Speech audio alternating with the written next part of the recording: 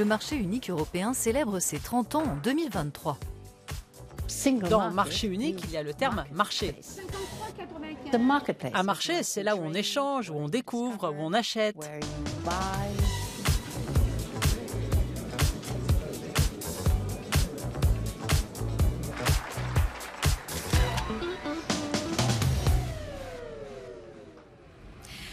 Le marché unique de l'Union européenne fêtera son 30e anniversaire l'an prochain.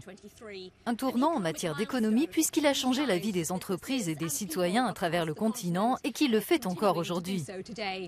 Bienvenue dans une nouvelle saison de Business Planet. Fondé il y a 30 ans, le marché unique de l'Union européenne représente l'une des premières économies mondiales. Les biens, les services et l'argent peuvent y circuler facilement, tout comme les citoyens qui peuvent se rendre dans un autre État membre pour y vivre, faire des études ou y passer leur retraite. On peut acheter des produits en ligne sans restriction géographique et retourner ou annuler ses achats sans justification. Au sein de l'Union, les appels téléphoniques et billets d'avion reviennent moins chers. Et aux frontières intérieures, il n'y a pas de douane, de droits de douane ou de taxes pour les entreprises. Les produits répondent aux mêmes normes de sécurité et d'environnement. L'Union a aussi plus de poids pour négocier des accords commerciaux avec le reste du monde. Et le marché unique évolue en fonction des changements économiques. Nous venons de voir quelques-uns des avantages du marché unique. Je suis avec Kirsten Jorna, directrice générale du département de la Commission dédiée au marché unique. Quels sont les défis et les problèmes auxquels il est confronté actuellement ? C'est comme si l'on était dans le camp de base du marché unique, car la route est longue face aux défis de la crise sanitaire, le Covid est toujours là, et de la crise énergétique suite à l'agression russe. C'est là-dessus que nous concentrons nos actions en tirant parti du marché unique.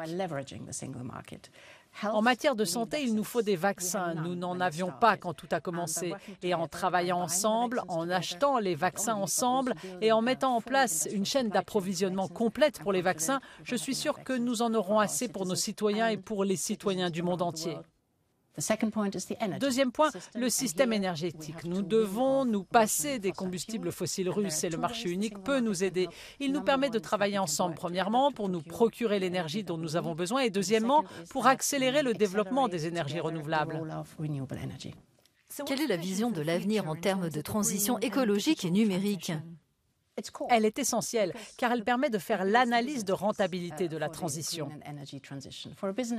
Pour ce type d'analyse, vous avez besoin de connaissances, de technologies, de compétences, d'un cadre juridique et d'un marché quand il s'agit d'un nouveau produit. Et c'est ce que la boîte à outils du marché unique permet d'avoir. Parce que nous finançons l'innovation et la recherche. Nous avons des partenariats pour les nouvelles compétences. Nous avons le paquet Fit for 55 qui vise à réviser la législation de l'UE et nous facilitons également la commercialisation. C'est aussi une analyse de rentabilité qui incite aux investissements.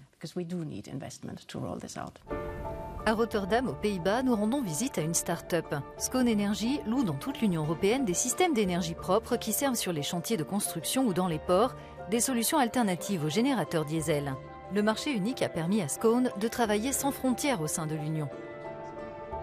Où que l'on soit dans l'Union, on veut pouvoir tirer les enseignements de la mise en place d'une solution dans un autre pays. Dans le domaine des énergies propres, il y a tellement de données générées que si vous ne les utilisez pas, vous perdez beaucoup de valeur. Nous sommes donc très heureux de pouvoir faire cela à l'échelle de l'Union et de nous trouver aux Pays-Bas. Et ainsi, nous pouvons facilement nous développer dans le reste de l'Union.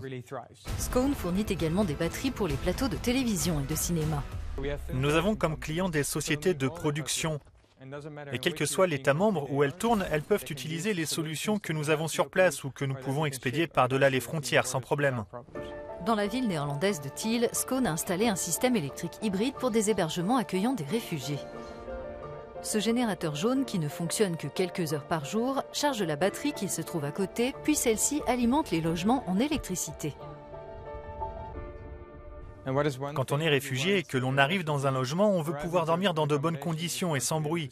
C'est pour cela que la municipalité de Tiel a choisi de ne pas utiliser un générateur diesel 24 heures sur 24 pour alimenter ses hébergements en électricité.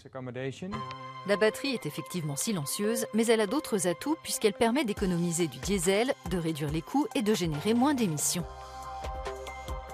30 ans après sa création, le marché unique continue d'aider les Européens à naviguer dans des eaux agitées en encourageant l'innovation et le commerce.